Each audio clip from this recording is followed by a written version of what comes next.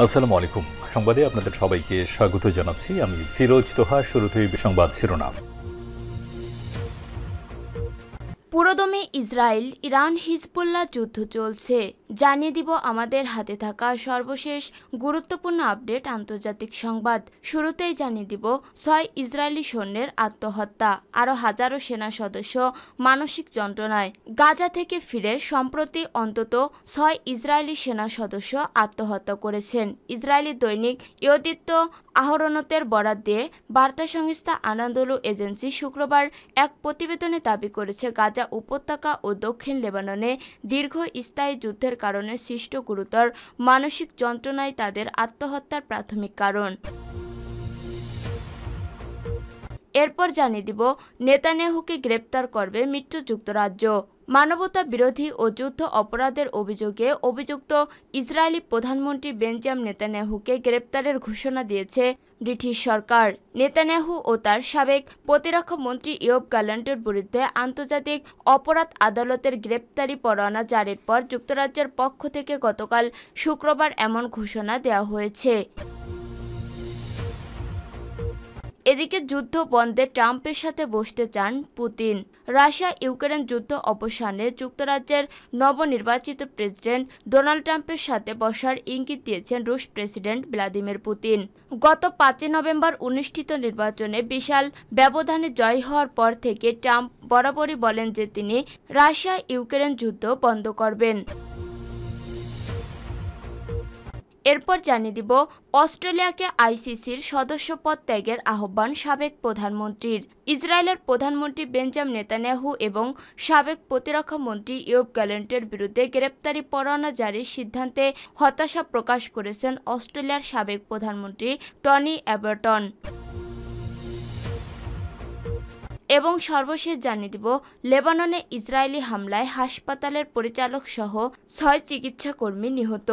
লেবাননের বালভেক হারমেল প্রদেশের বৃহত্তম হাসপাতাল দার আল আমাল হাসপাতালের কাছে মারাত্মক বিমান হামলা চালিয়েছে ইসরায়েল। দেশটির স্বাস্থ্য মন্ত্রণালয় জানিয়েছে, এই হাসপাতাল, যেটি ইসরায়েলের অব্যাহত হামলার মধ্যেও গুরুত্বপূর্ণ স্বাস্থ্য পরিষেবা প্রদান করে আসছিল। লেবাননে যুক্তরাজ্যের যুদ্ধবিরতি প্রচেষ্টার মধ্যে এই হামলা চালালো ইসরায়েল। শনিবার 23 নভেম্বর এক প্রতিবেদনে এই খবর দিয়েছে আহরাম নিউজ। প্রিয় দর্শক, এতক্ষণ শুনছিলেন সংবাদ শিরোনাম, এরপর বিস্তারিত। তবে তার আগে বন্ধু, জানিয়ে দিন আপনি কোন স্থান থেকে আমাদের সংবাদটি দেখছেন এবং শুনছেন।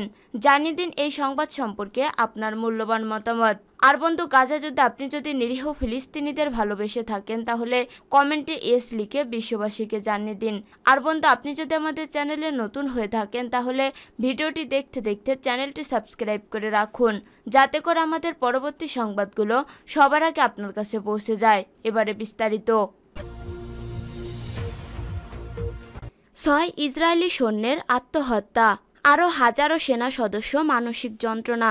গাজা থেকে ফিরে সম্প্রতি অন্তত 6 ইসরায়েলি সেনা সদস্য আত্মহত্যা করেছেন।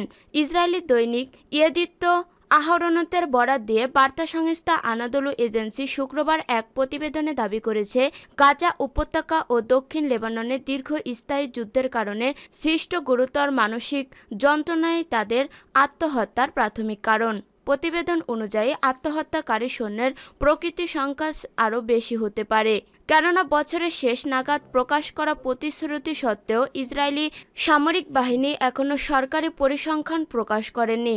প্রতিবেদনে ইসরায়েলি সেনাবাহিনীর মধ্যে বৃহত্তর মানসিক স্বাস্থ্য সংকটের কথা তুলে ধরা হয়েছে। হাজার হাজার সৈন্য সামরিক মানসিক স্বাস্থ্য ক্লিনিক বা ফিল্ড সাইকোলজিস্টের কাছ থেকে সাহায্য চেয়েছে। আক্রান্তদের প্রায় 1/3 অংশ পোস্ট ট্রমাটিক স্ট্রেস ডিসঅর্ডারের পিটিএসডি লক্ষণ দেখা গেছে।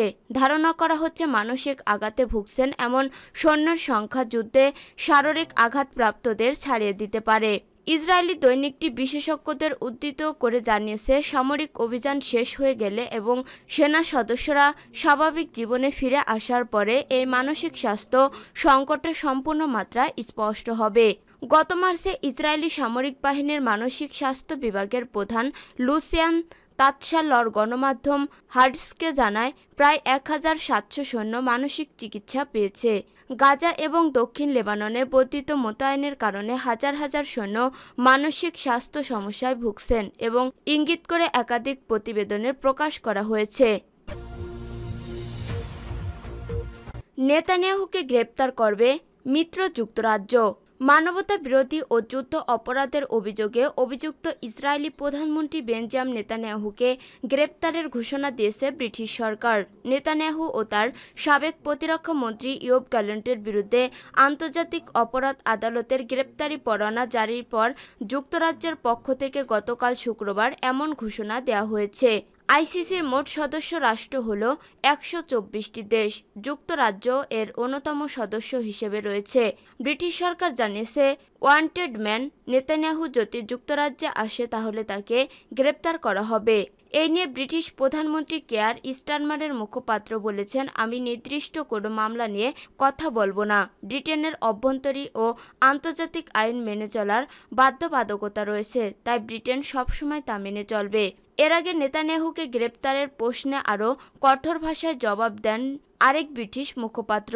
তিনি বলেন, আমরা আন্তর্জাতিক আদালতের স্বাধীনতাকে সম্মান করি, কারণ এই আদালত পৃথিবীর সবচেয়ে গুরুতর অপরাধ ও আন্তর্জাতিক বিষয়বলি নিয়ে তদন্ত ও বিচার করার আন্তর্জাতিক প্রতিষ্ঠান। গত বৃহস্পতিবার ইসরায়েলি প্রধানমন্ত্রী নেতানিয়াহু ও তার সাবেক প্রতিরক্ষা মন্ত্রী ইয়োব গ্যালেন্টের বিরুদ্ধে গ্রেপ্তারি পরোয়ানা জারি করে আন্তর্জাতিক বিচার আদালত। নেতানিয়াহু ও গ্যালেন্টের বিরুদ্ধে জারি করা পরোয়ানা নিয়ে আইসিসি বলেছে, ক্ষুধাকে ব্যবহার করে যুদ্ধ অপরাধ এবং মানবতা বিরোধী অপরাধ সংগঠনের জন্য এ দুজনকে দায়ী করার যৌক্তিক ভিত্তি রয়েছে। আইসিসি আরও বলেছে, দুজনের প্রত্যেকের অন্যদের সঙ্গে মিলে যৌথভাবে সহ অপরাধী হিসেবে নিম্নে উল্লেখিত অপরাধের জন্য ফৌজদারি দায়বদ্ধতা রয়েছে। যুদ্ধের পদ্ধতি হিসেবে ক্ষুধার ব্যবহার এবং হত্যা, নিপীড়ন এবং অন্যান্য অমানবিক কাজের মাধ্যমে মানবতা বিরোধী অপরাধ সংগঠন। আন্তর্জাতিক অপরাধ আদালতে নেতানিয়াহুর বিরুদ্ধে গ্রেপ্তারি পরোয়ানা জারির পর থেকেই এ রায়ের পক্ষে বিপক্ষে প্রতিক্রিয়া ব্যক্ত করেছে বিভিন্ন দেশ। যদিও আইসিসি সংবিধির আওতায় চুক্তি স্বাক্ষরকারী দেশগুলো আদালতের রায় কার্যকর করতে বাধ্য, তবে এই রায় না মানার নজিরও রয়েছে। এটা একটা নির্ভর করে ওই দেশের উপর। তবে পশ্চিমা দেশগুলোর মধ্যে Netherlands, Switzerland, Ireland, Italy, Sweden, Belgium এবং নরওয়ে জানিয়েছে তারা আইসিসি রায় কার্যকর করবে, অর্থাৎ সেসব দেশেই পা রাখলেই গ্রেপ্তার হবেন নেতানিয়াহু। যুদ্ধ বন্ধে ট্রাম্পের সাথে বসতে চান পুতিন।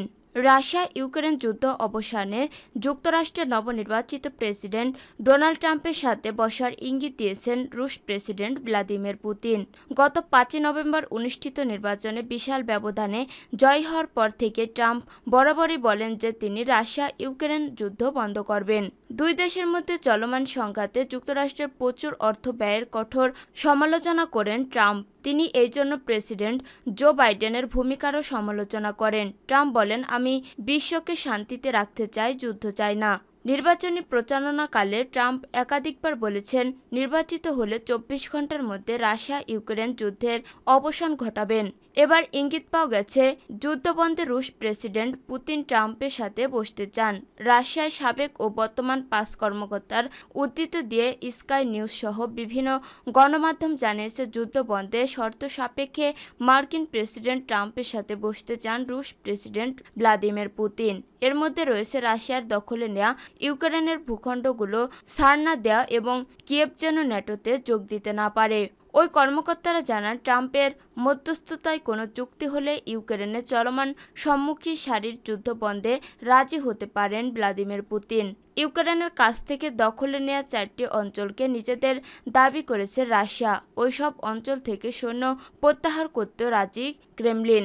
মার্কিন প্রেসিডেন্ট জো বাইডেন ইউক্রেনকে দূরপাল্লার ক্ষেপণাস্ত্র ব্যবহারের অনুমতি দিয়ে যুদ্ধের পরিস্থিতি অনেকটাই পাল্টে দিয়েছেন। এমন পরিস্থিতিতে শেষ পর্যন্ত কোনো চুক্তি না হলে রাশিয়া যুদ্ধ চালিয়ে যেতে বলেছেন রুশ বার্তা সংস্থা তাস। তবে ৫ কর্মকর্তা বলেছেন, ইউক্রেনকে ঘিরে পশ্চিমাত্রে নির্মম সত্য মেনে নিতে হবে। সেটি হচ্ছে, ইউক্রেনকে অকুণ্ঠ সমর্থনের পরও তারা চলমান এই যুদ্ধে রাশিয়ার বিজয় ঠেকাতে পারবে না।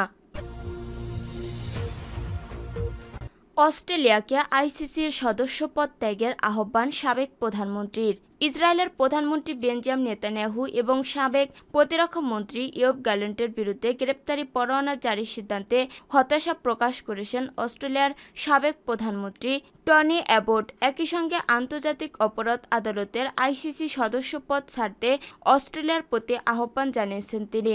সামাজিক মাধ্যম এক্সে পোস্ট করা এক বিবৃতিতে অ্যাবট আইসিসিকে সন্ত্রাসী আগ্রাসন এবং জাতীয় আত্মরক্ষার মধ্যে কোনো পার্থক্য না করার অভিযোগ করেছেন এবং ইসরায়েলি নেতাদের জন্য ওয়ারেন্ট জারি করাকে লজ্জাকর প্রতারণা হিসেবে বর্ণনা করেছেন। তিনি আরও বলেন, এটি পুনর্বিবেচনা না করা পর্যন্ত অস্ট্রেলিয়াকে এই আপসহীন এবং বিরোধপূর্ণ সংস্থা থেকে প্রত্যাহার করা উচিত। 2015 সালে নেতৃত্বে চ্যালেঞ্জে প্রধানমন্ত্রীর পদ থেকে অপসারিত হন অ্যাবট। 2021 সালে করোনাকালীন সময়ে মাস্ক না পরায় স্বাস্থ্য বিধি লঙ্ঘনের দায়ে অস্ট্রেলিয়ার সাবেক এই প্রধানমন্ত্রীকে জরিমানা করে নিউ সাউথ ওয়েলস রাজ্য পুলিশ।